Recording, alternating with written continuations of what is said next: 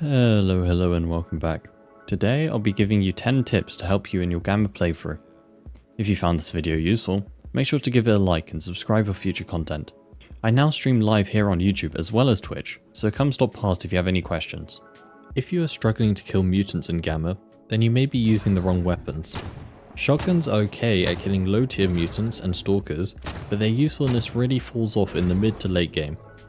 Ideally, you want to be using an SMG. My go-to SMG for mutants is the Vector. This gun has one of the fastest fire rates in the game and can shoot the highly damaging Hydroshock round, which is perfect for mutants.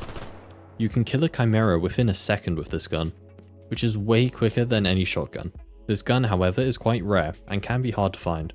Another alternative is the MP5 Frazier, acquirable by trading a regular MP5 to Nimble and Zaton.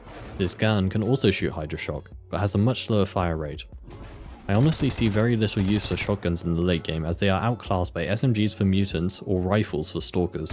Another point on stashes is their distribution. This table shows the chances of getting each tool set in each location. For expert tools, I always recommend Outskirts as it is relatively safe but still has a high chance of getting expert tools. It's also interesting to note that you are more likely to find drug making and gunsmithing tools the further south you go. Next tip is for getting basic tools. Again, due to the recent changes, it can be quite hard to even get basic tools early on. But there are two guaranteed ways of getting them. Firstly, you can find a TOS 194 and 20 buckshot shells and give them to HIP for basic tools. The TOS 194 is fairly rare but can be found on mid-ranking stalkers. The buckshot can be bought for super cheap from Butcher located in Garbage. The other way to get tools is from the barman at the Yantar Ecologist base. If you bring him 20 charges or 6 2/3 full bottles of red vodka, he will give you basic tools. Vodka is quite easily found on most stalkers or bought from bar traders. Recently added to GAMMA is the Ledge Grab mod.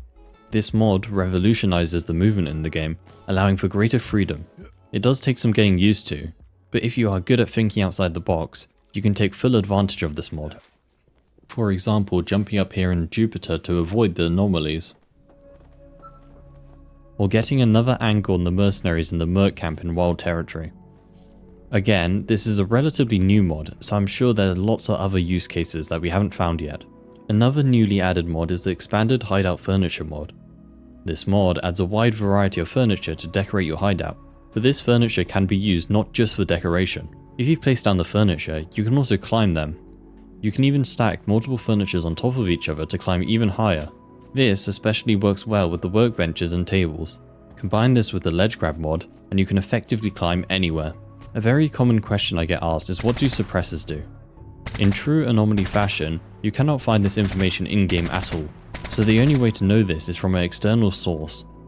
Suppressors will increase the gun's damage by 7%, increase hit impulse by 10%, and increase the bullet speed by 3%.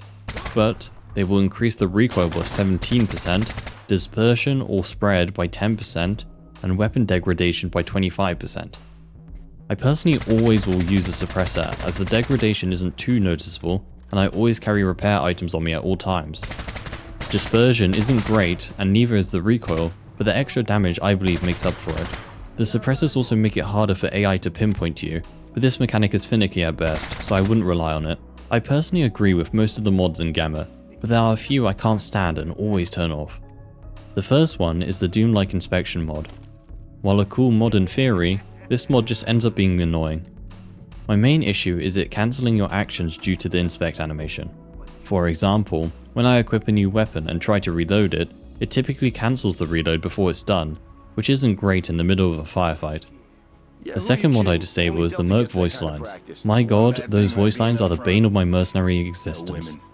Not only are they extremely repetitive, but they're also super cringy. They sound like something a high schooler would say. I prefer the non-English voice lines, which I don't understand. Last mod that I actually enable in GAMMA is the Unlimited Stash Weight mod. I honestly don't like dealing with multiple different stashes for each type of item because I'm lazy, so I just dump everything into one. Do be warned, however, not to fill up your stash too much as it can negatively affect the performance of your game. One of the most underused yet powerful weapons in this game is Underbarrel grenade launchers. I honestly rarely see them used despite their effectiveness. For example, you can kill a pseudo giant in only 2 shots, which typically takes too many rounds. Also, most Stalkers in this game walk around in groups, which is perfect as grenade launchers will one-shot any Stalker. The grenades for the grenade launchers are very common as well, and I typically always end up with a bunch of them spare in a run. So next time you are picking a gun to use, consider if it has a launcher. I typically don't upgrade weapons on this game because I'm lazy, but you should definitely look at some of the pistol upgrades. Some pistols can be upgraded to be fully automatic, which effectively turns them into SMGs. Considering these guns can fit in the melee slot, they can make for pretty effective backup weapons. For Stalkers, the Shrimp and 5.7 are good options as the 9x21 and 5.7 round has decent armor penetration.